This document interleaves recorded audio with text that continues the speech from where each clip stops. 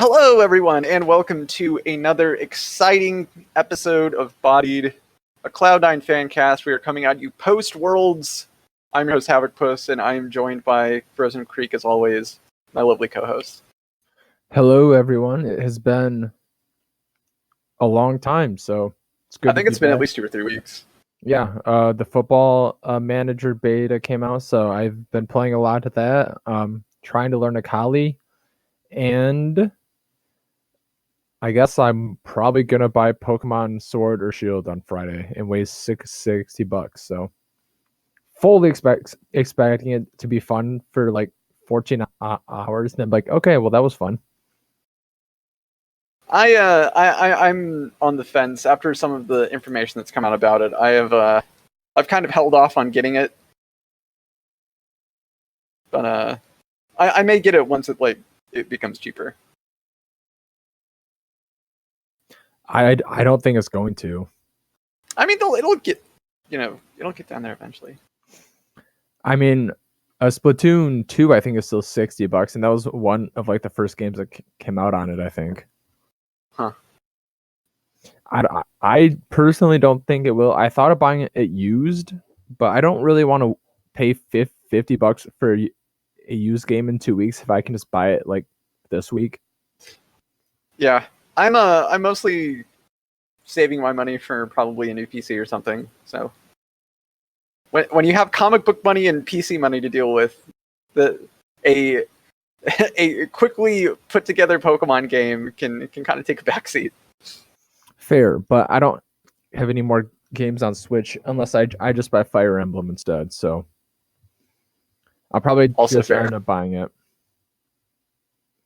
Well, Frozen, I think I guess would we should. rather. I'm sorry. No, I cut you off. Or I was just going to say I probably should buy Fire Emblem instead, but I probably won't. Okay. Well, we should probably get into some news. First and foremost, C9 has announced an exciting new sponsorship. They are teaming up with Mackay Copenhagen for some backpacks. They are, I guess, like a hard-cased travel backpack, and they're maybe for like electronics and other stuff. The backpacks have like LED power bank and a mouse bungee and some other stuff. So for all of your PC carrying needs, perhaps check out these hard case backpacks. They look pretty fancy. Yeah, I actually didn't hear about them, or no, sorry, I heard the memes about them, but I didn't actually look at them. So I hope they do look dope. Not that I'm going to buy one because I don't need a backpack, but if I did, I would buy one. If you did, you would definitely buy one. But that's pretty cool. If you want to spend a bunch of money on a backpack, you can. Next up, Fortnite has had a pretty good weekend. They got first, second, and then first at their most recent Fortnite Championship Series dealings. So that's pretty good. I think we have one of the better Fortnite squads in Brazil, I think, because I think all of our Fortnite players right now are Brazilian. So that's really good to see that we're putting up, at least for whatever region we're participating in, to consistently get some fairly high placements. Yeah, I feel like this is the best one that we've seen in a really long time, so that's good. Yeah, I don't pay a lot of attention to our Fortnite stuff just because it's kind of hard to follow. And I usually can't tell when an event is like doing preliminary stuff or it's like the main event, or if it's squads or singles or duos. It's very complicated, but seeing stuff like that's pretty good. This is the Brazilian team, right? Yeah, I believe so. Okay, dope. Moving on, I guess, to our big result, at least Cloud9 result. The World of Warcraft team was at BlizzCon, and they got third place. They kind of lost in a disappointing way. I think I remember listening to an interview and them saying that the comp that they lost to, I think it was like Monk, Warrior, Fire Mage, and it was a comp that they didn't have a lot of time to practice against. But getting third at BlizzCon, I think, is still a pretty big feat. It's this World of Warcraft team at least in my opinion, has a very similar vibe to the Vainglory team because they got back-to-back domestic championships. They go to Worlds and then they get third place. I see this as a pretty good year for the WoW team, and I really hope that we keep them for 2020. Yeah, I think that they were really good at Worlds, but I still do feel like a third place in BlizzCon is somewhat disappointing just due to the fact that expectations were through the roof, obviously. But you can't win them all, so. No, yeah, you can't win them all, and especially if you're going against like a team comp that you haven't practiced a lot with, or maybe the team that is playing you just kind of has your strategy figured out, or what, you're losing kind of sucks. I remember when I was watching the Vainglory Worlds championship stuff. C9 lost I think it was 1-3 or something. But then the team that was going to the finals got decimated by the other North American team, and I felt that if we went to if the bracket had been kind of flipped around a bit, we probably would have at least gone on to the championship series and gotten second place rather than third. So sometimes it's just how the bracket works out.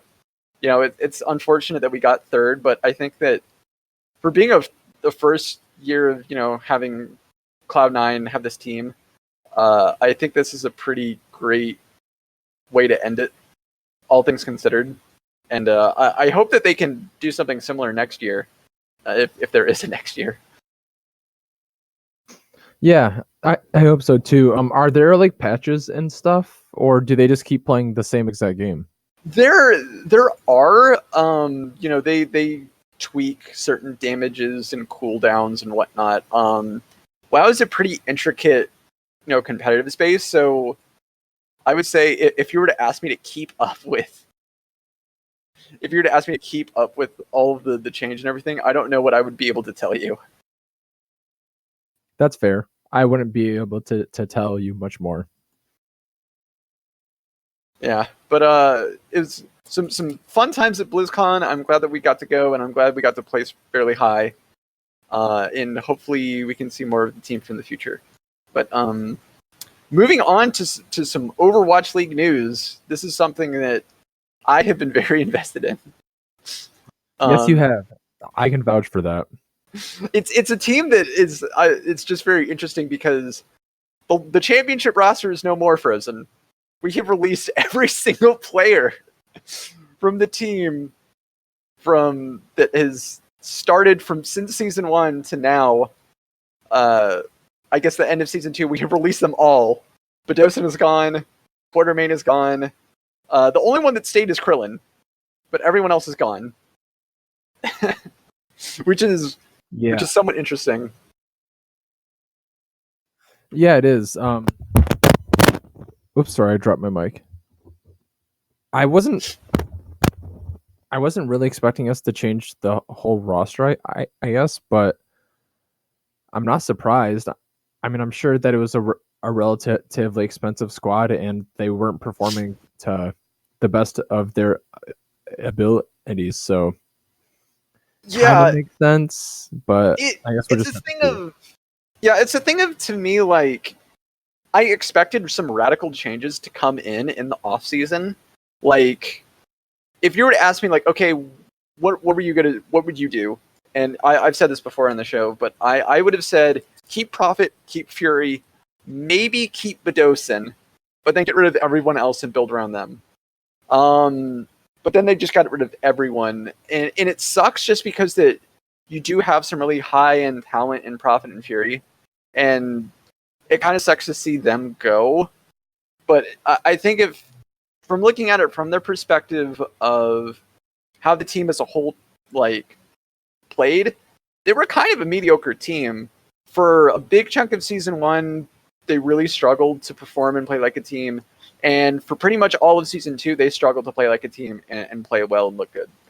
So I think that if you're C9, you're looking at it okay, we have a mediocre team, or a team that's really struggling to perform to expectations, and they are very expensive players. Why can we not just form a new team with young, promising talent that is coachable, and actually coachable, emphasis on that, and get very good coaches to mold this impressive upcoming talent for way less money. We could probably get the same results with the team we build ourselves through contenders players, rather than having all of these expensive players who are probably, some of them maybe prima donnas and difficult to control. So from a managerial standpoint, it makes sense, and especially when you see the rumors of the previous roster being uncoachable, and the fact that we've gone through like four head coaches so far in the history of the Spitfire. All signs point to you have to probably just start over. So it kind of makes sense. I don't know how you feel about it. Yeah, I agree with with everything you said. You could certainly tell that this was a team that was better individually than as the sum of their parts, and I think going a route where you can build an actual team that is good for each other as opposed to good for each person is going to be a step into the right direction. But saying that, it does kind of suck because now I have to imagine that the expectations for this year are going to be relatively low, just because we do have a new squad of players that have maybe or maybe not have played together, along with new coaches. So there are going to be some growing pains. Oh yeah, for sure. I think that we have to consider fresh young faces in the Overwatch League. These players, some of the players have maybe played together before, some haven't. So some synergy is going to take some time. I don't expect much out of this team at first, but I'm hoping that one of our coaches was the head coach of the New York Excelsior, and if you look at the results that New York was able to achieve under his management, I think that at least points us to a direction of, if we get the right players and the right coaching is in place, we can at least maybe do well enough to get into playoffs. Maybe. I'm not saying that for certain. But yeah, I think we're heading off in a fairly decent direction. Let me just read you off what is currently the supposed roster. This is a mix of what hasn't been announced as a released player yet, or official team announcement, or a sort of official quote-unquote announcement, as it's kind of like a teaser puzzle kind of thing. So main tank, we have JMac. On off tank, we have Bernard. DPS, we have Glister and Shui. I think that's how you pronounce it. On main support, we have Fuse and Sanguinar. And on flex support, we have Krillin. So that's what we have currently. A lot of these faces are from contenders, so we may not have a whole lot of information. I have heard that JMac and Bernard are very good tanks in their own right that can, I've heard that JMac can maybe rival, if not be better than Gesture, because his champion pool is much bigger and he seems to actually want to play more as a team. Bernard can definitely become Fury level. I've heard great things about Glister. I've seen good things about Shui. Our support line, it's hard to figure out. I've heard mad things about Fuse. Krillin has only played like 2 or 3 games with us, and of those 2 or 3 games, he's played like 1 map. And Sanguinar, I've had some trouble. I've heard he's all right to like good, so I'm not sure exactly how good Sanguinar is, but this is what we have so far. I wouldn't be surprised if we maybe announced a few more signings to round it out to like a 12-man roster. But so far, that's what we have. I'm very excited to see how the roster continues to fill out, and I'm just hoping that we can have a really exciting season where the team can slowly improve, and by the end of the season, get to a pretty respectful place and look towards probably 2021 in a really good spot. Yeah, it seems like the basis for a good team, and I'm hoping by the time that Overwatch 2 comes out that they'll be competitive. Yeah, I'm also hoping that the balancing for Overwatch 2 is just better. I've seen articles and stuff hinting at like balance and taking care of Overwatch and everything had just kind of grinded to a halt because they were putting everything in Overwatch 2. So balancing pretty much took like no time. Other stuff kind of was put to a halt. I think part of that was because they were saying that loot box sales were down because everyone hates loot boxes. So they're having to basically double down on Overwatch 2 needs to be really good so we can make some money back. And buy more loot boxes again. Yeah, exactly. But yeah, I agree with everything you said. You're the expert here, not me. Yeah, I am much more invested into Overwatch League than you. Which is a good thing. Yeah, we definitely need someone because they are our team, even though they're maybe somewhat adjacent since they kind of have to go under a different name per the rules, but they're still our team, and we have to report on them and rally behind them. So yeah, but moving on, do you want to talk about Worlds?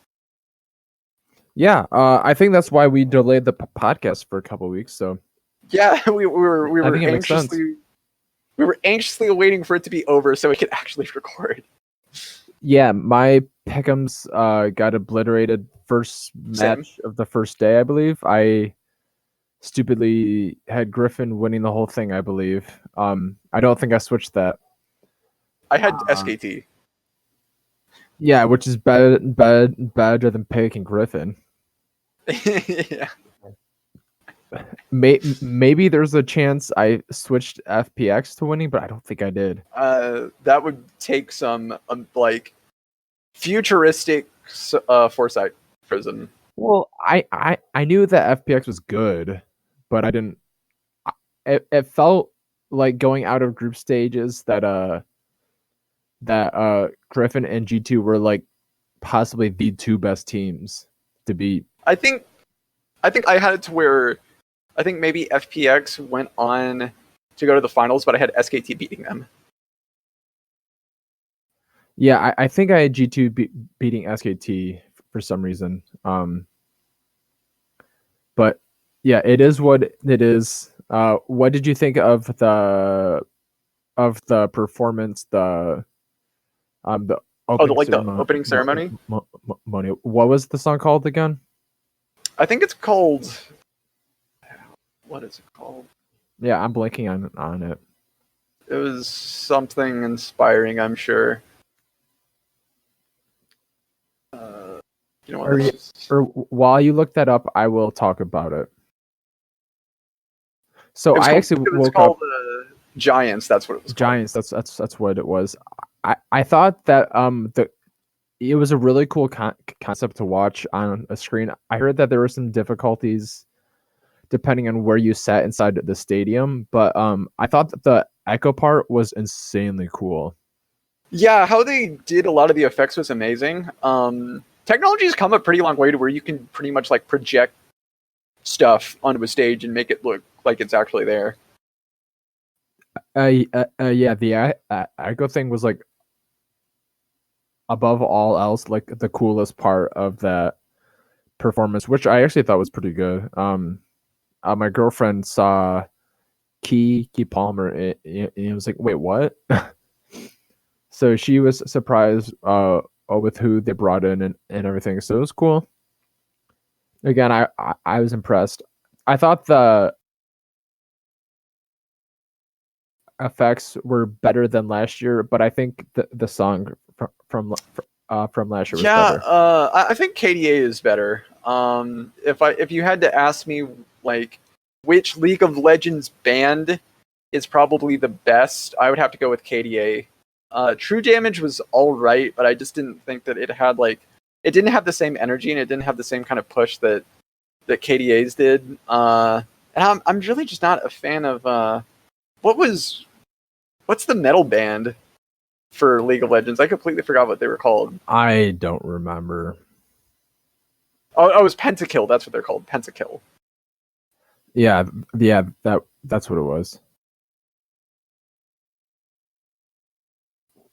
But I did think that the skins for this year were super dope and better than last year's. I think the Kiana skin, the Louis Vuitton skin, is the coolest thing. Oh yeah, for sure. Having like,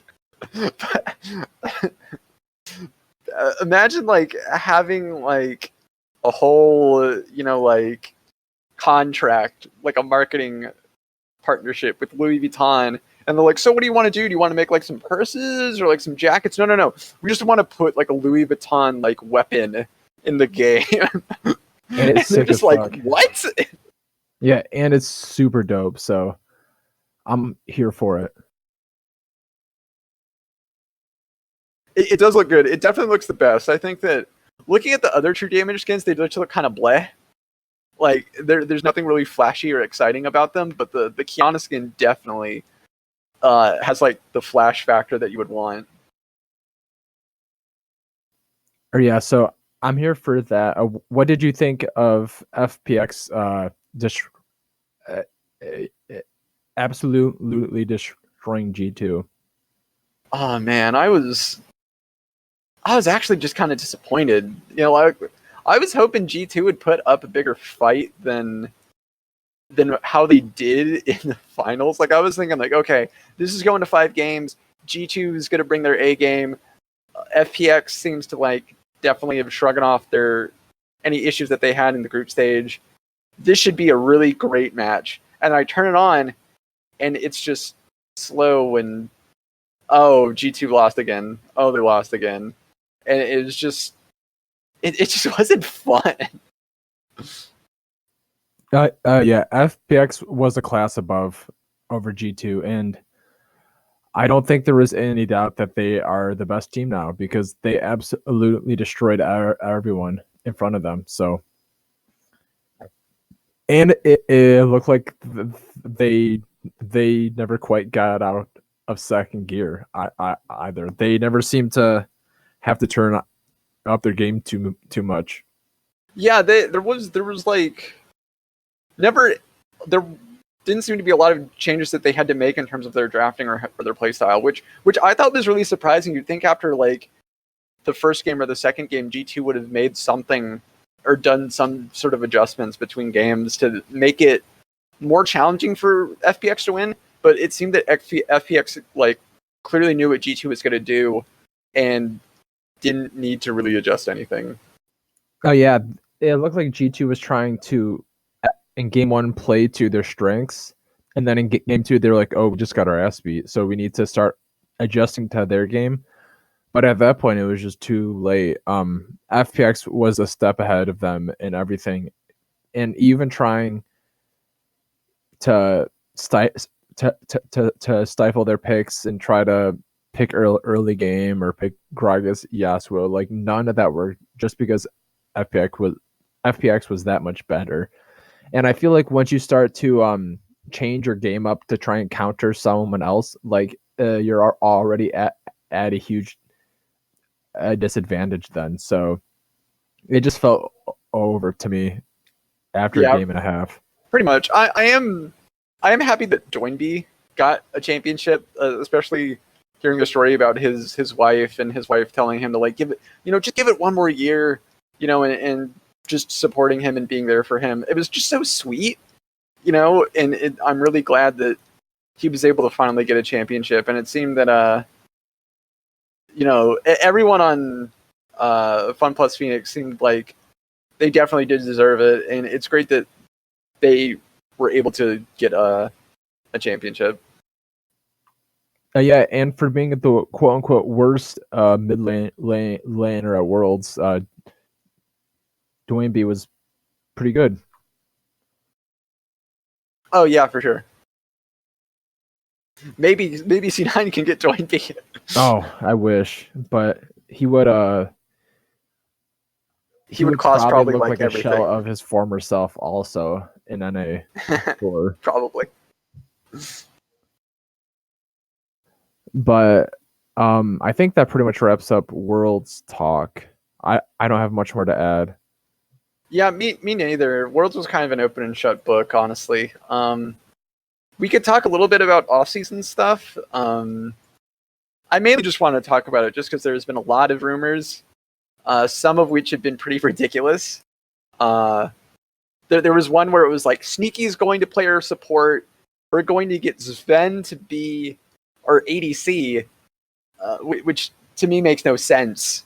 And I've seen other crazy stuff, but it's kind of phenomenal that essentially, like, I could make a Twitter account, say some rumors, and just say like, oh, sources say that Cloud9 is blah blah blah, and as long as it's fairly within the realm of possibility and vague enough, you could pretty much make a rumor about anything. And it kind of has the same feeling, as like, how like psychics do like cold reading to kind of gauge on where they need to ask the questions to make it seem like they know what you're thinking.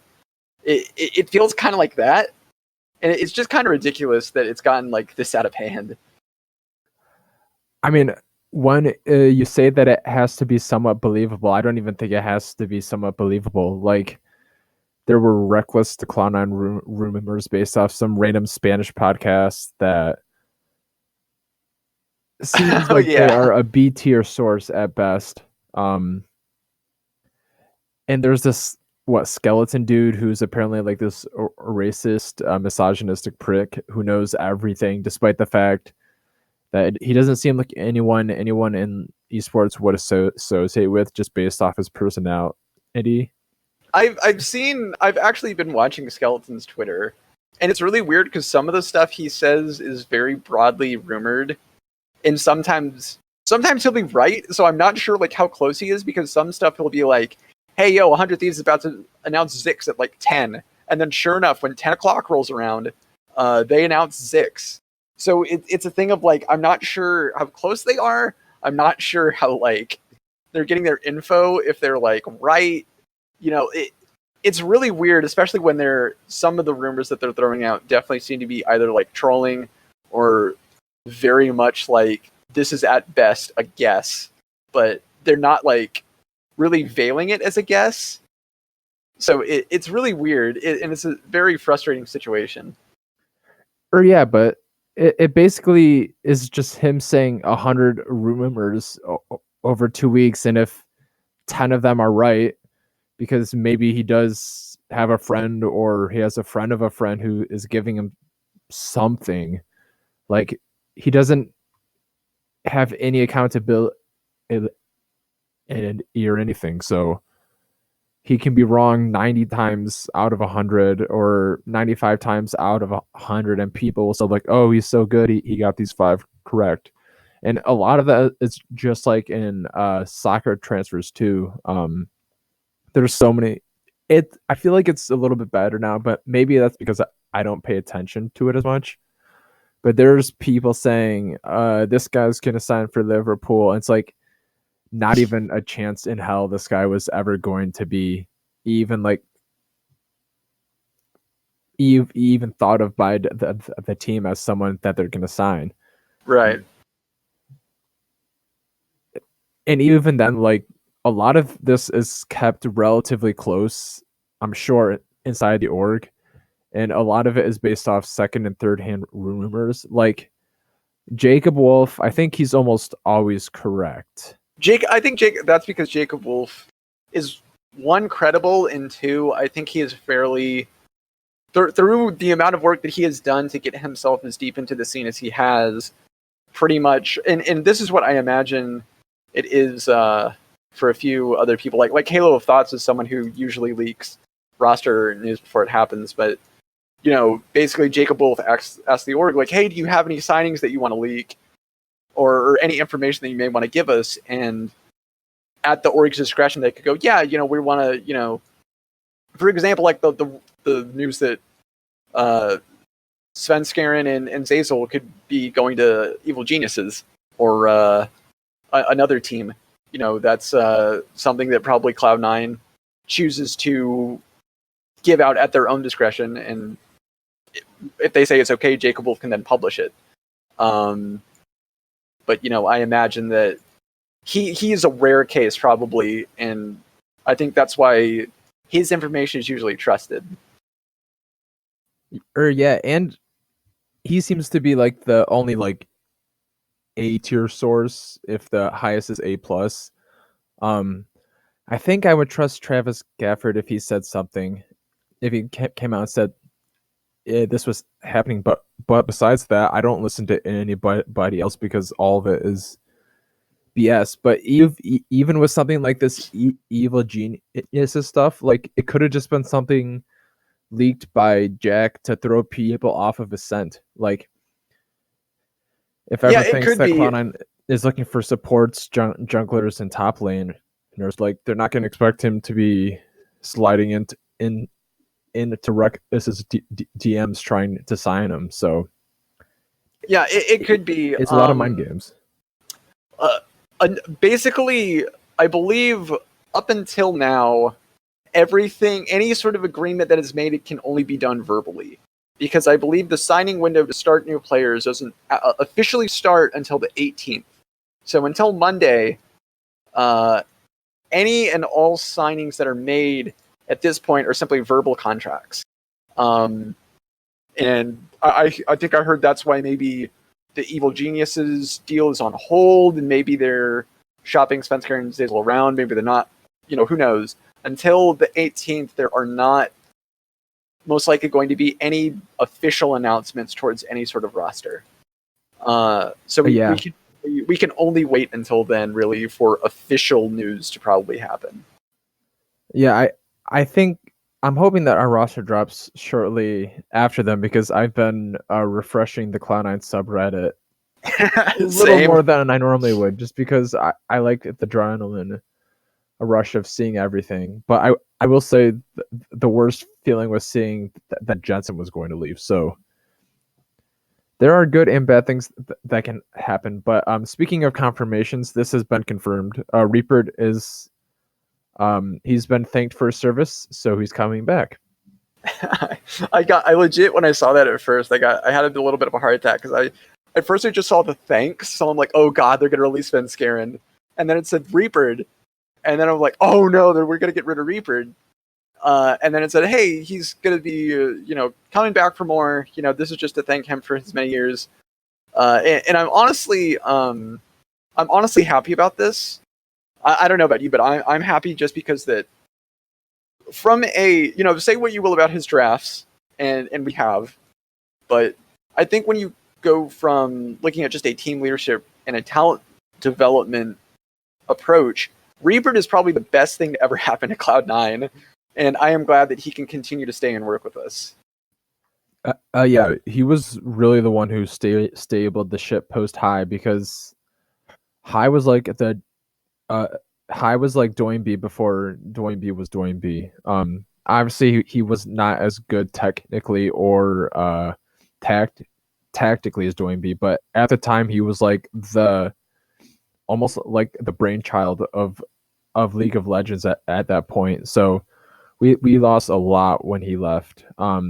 Reaper eventually came in and stabled that ship, and ever since then I feel like he's done a good job keeping the roster, no matter who's on it, competitive. So he's been really good at developing talent. I'm hoping he's starting to learn from his stingers, but I feel like they're inevitable in NALCS where you're playing a one-off games anyway. Yeah, I think they also officially announced some. I believe Riot announced something today about a change in some rules regarding smaller regions. Let me see if I can find it. Yes. Yeah, look that up because I might not have it quite off my head, but I'm pulling up on my phone now. Or yeah, it's in regards to developing regions and academy. Yeah. So let me the academy team to bring in one person from one of these developing regions. And since you're opening up, I'll let you list the regions because I don't know what they are. Yeah. It says starting with the 2020 season, we will be updating the LCS and academy official rules to grant each academy team an emerging region import slot for their active roster. Only players that are residents of a particular emerging region will be eligible for this additional import slot. LCS and LACS teams may not have more than 2 non-resident players playing in the starting roster. So I imagine that this is just allowing for emerging regions to come in. So I think now the rule is basically 2 non-resident players, and then I guess 1 also emerging region slot, I would imagine. I think that's how it works. In order to ensure this policy is strengthened, each academy team will be limited to a single emerging region import slot. So it looks like they're trying to strengthen the NA core by academy teams can only have one import player, and that player has to be from an emerging region, it looks like. The regions are Turkey, Brazil, Latin America, Oceania, and Commonwealth of Independent States. So like Russia and sort of like Eastern Europe, I guess. So that is the policy for Academy. The 2 import at the LCS level remains unchanged. 2 non-US Canadian players regardless of their country of residence. So it looks like after NA's failings at Worlds this year, Riot is at least taking baby steps to change that by pretty much forcing LCS teams to either get upcoming American talent and mold that, or look to stronger players in emerging regions and have them grow in maybe a better ecosystem. Yeah, I feel like that they're going to have to address this later on, but it doesn't really make a ton of sense to allow this change to happen in Academy if there's no... And not in LCS. Yeah, and there's no route for them to get to LCS. Like, there are a few emerging region players that are actually good, like who was it? Lost? Lost was from Oceania. Yeah, he's Oceania. There was the really good mid laner at Worlds. Oh no, he wasn't from an emerging region. So I know BRTT is like considered like one of the best players from like one of the best ADK players from Brazil like all time. Yeah, him. He's getting old though, but yeah, also Fire, I guess. Sure. I know White Lotus is another player from Latin America that's fairly good. There are a lot of people that you could probably look towards, but I do agree that there is an issue just with the fact that you're only doing it on the academy level, and so was to stop teams still from just going, well, there's this Korean player that's really good, so we're just going to sign him. And so now you're just basically gatekeeping. You're still gatekeeping Academy at a certain level, and you're not really doing anything to fix LCS's problem. Yeah, and based off memory, I think the only English-speaking country in there was Australia, so it's not... Yeah. So it's an interesting concept, and I think it might allow Cloud9 to mess around with their rosters a little bit. They've been known to bring in Jukes, so I wonder if they have something in mind for that. Yeah, I'm curious as well. I think personally they need to make more changes. I think they need to switch back to a best of 3 format at the very least. I think they probably need to change import rules. I think they also need to they need to put a player like a salary cap, because Team Liquid, I think, will just continue to get away with, we have Disney money, so we'll just throw whatever money possible we can at the most expensive best players. And so with that, they don't help grow their team in their region because they're just buying players, and it hurts all the other teams because imagine from Cloud9's perspective, say like you're paying your mid laner like, I don't know, like $100,000. That's probably very low for a mid laner, but I'm just keeping it simple.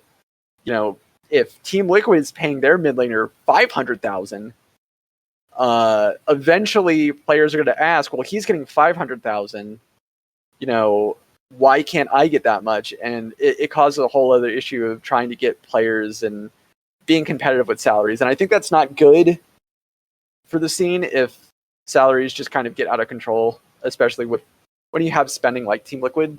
So I think they need to do a lot more changing with some rules to make NA more competitive internally as well as internationally. Well, yeah, but in my opinion, capping spending is not the way to go about it, because that's how we bring in our big imports, is with money. So yeah, true. But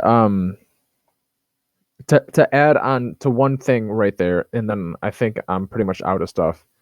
Talking about the best of threes, I feel like that almost has to be the way going forward, and they need to figure a good way out, or a good way to make the schedule work to play best of threes twice a week and push it further than just Saturday and Sundays. Like, I don't know why they don't just do the NFL schedule and just have some games on Monday, some games like do every other day, or just do like Monday, Thursday, Saturday, Sunday.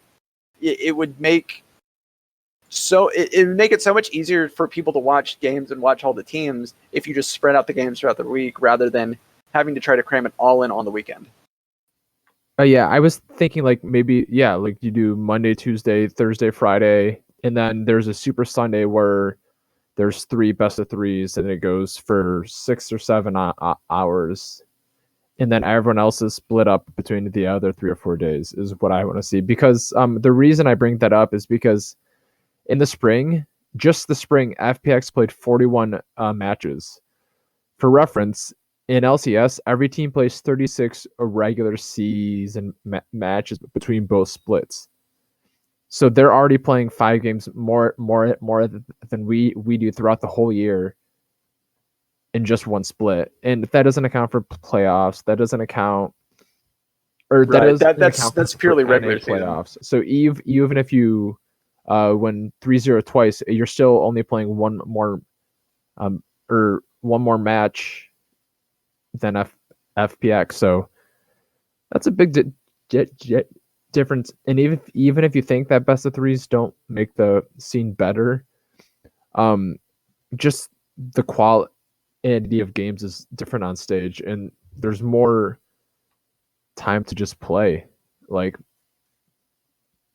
I feel like if they want to expand a little bit, like, this is a good way to do it, like making premier events throughout the week that people tune in to watch rather than tune in for one game on Sunday because their football team's not playing.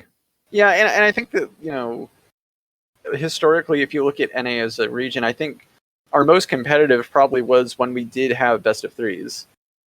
And I remember when we were doing best of ones, NA looked like trash, and then everyone was like, we need to do best of threes. And then we went to best of threes and we looked a lot more competitive.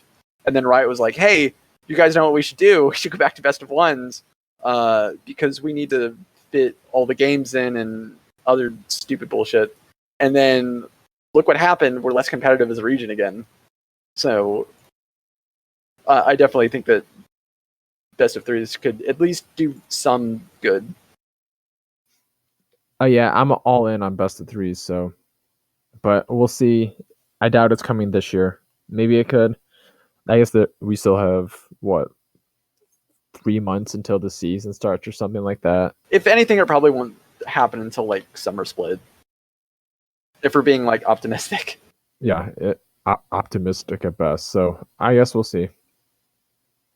Yeah, but that's all I have for now. Yeah, me too. I think that's all I got. I'm all newsed out. Yeah, I'm talking out, and I have to move my laundry. So okay, yeah, laundry and laundry important. Enter to play. Right. Well, thank you all for listening. I'm not sure when we will return.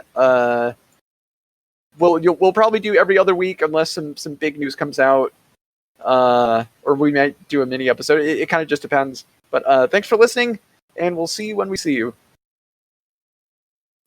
Bye, guys.